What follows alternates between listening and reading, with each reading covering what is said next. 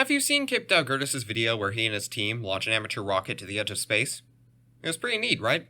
Well, not according to this guy, a flat earth channel called They Live. As a matter of fact, he claims to have debunked it. Let's hear him out, shall we? This video has been brought to my attention. It's on the YouTube channel Kip Daugirdas, supposedly showing the curve of the Earth at 56 miles. And this is going to be such an easy debunk. Well, there are a few things that They Live should consider when responding to this video. For example, showing the video that he's responding to, so people know he isn't misrepresenting the material in question. He'll surely do that, right? Can't play the video itself due to copyright, but... Oh, so you're not going to show Kip's video, the video you're criticizing, because of copyright? Sorry, I don't buy it. You show copyrighted video clips from CNN, CBS, The Muppet Show, Sesame Street, Bob Ross, Breaking Bad, and SXSW, as well as sound bites from 2 songs that are also copyrighted. And the thing that you think is going to take your video down is material that would clearly fall under fair use? Sorry, that's BS, and you know it. And from the video description itself, talking about using a GoPro camera with 2 rectilinear lenses, basically wide-angle lenses, non-fisheye lenses, trying to prove the globe using a wide-angle lens, and this is a complete, utter failure by Kip Daugirdas. And let's get right to it as far as this wide-angle lens, the rectilinear lens with this video presentation. And as this video demonstration, the fisheye lens versus the rectilinear lens, they both have issues with distortion, and they both have distortion issues, obviously. This photo, the still of the rectilinear lens and the obvious issues with distortion. Again, doesn't matter if it's the fisheye lens or rectilinear lens, 100%. Can't rely on photo evidence to prove your fake phony ball earth. Okay then. So apparently since cameras have distortion in their lenses, we can't ever use them to show that the Earth is round? I'd be laughing if I hadn't heard the same claim repeatedly, non-stop, for 5 years. Anyway, this claim is debunked by the fact that lens distortion is minimized near the center of the photo or video, as seen here. In fact, with the right circumstances, you can decrease the amount of curvature in a clearly curved object with lens distortion. So, while lens distortion clearly needs to be considered, it is by no means a reason to dismiss direct curvature observations, such as the ones that Kip and crew made. Oh, and by the way, if you didn't want to show the video, you could have instead just used this neat little thing called a screenshot.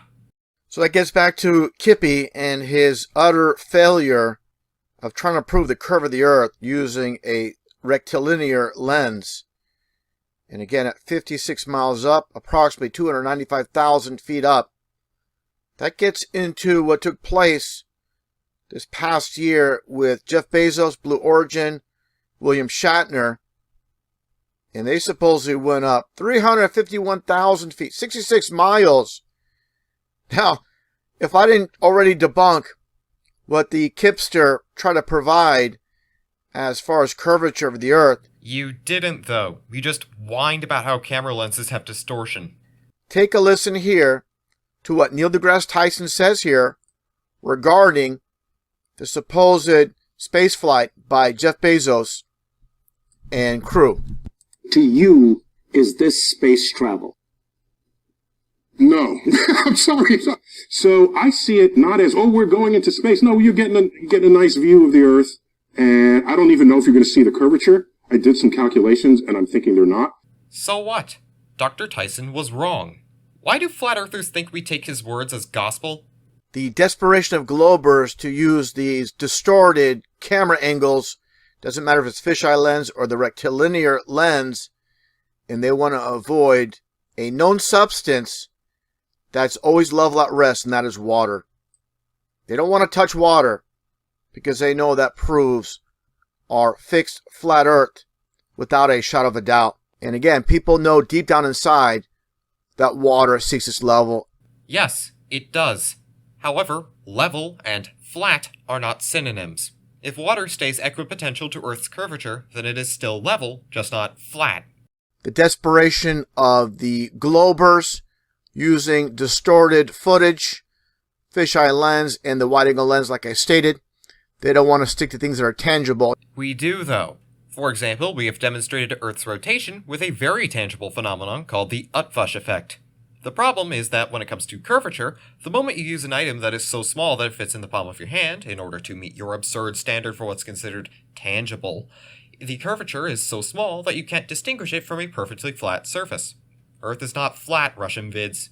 It's just really big. Back to the drawing board for Kipster and crew. How about this, Kip? Do a water experiment. Prove your globe using water. I'll be waiting, pal. Good luck. What are you talking about? Kip doesn't spend his time debunking flat earthers. The intent of his endeavor had nothing to do with proving flat earthers wrong. Kip was just minding his own business, and then you waltzed in, got all butthurt, whined about censorship, went on a deranged tirade about how, for the dumbest reason possible, videos aren't evidence of curvature, even though they clearly are, and then finished by prancing around claiming victory while everyone else either ignored you or just gave you a blank, confused stare. And at the end of the day, I think that perfectly embodies what Flat Earth is nowadays. A completely washed-up joke that isn't worth the time and attention of anyone with even half of a brain cell. Jesus Chrysler building. That's about it for this video. If you like what you just saw, a like and a sub are much appreciated. I'm quite active in the comment section and sometimes post in my community tab, so I hope to see you there as well. Adios.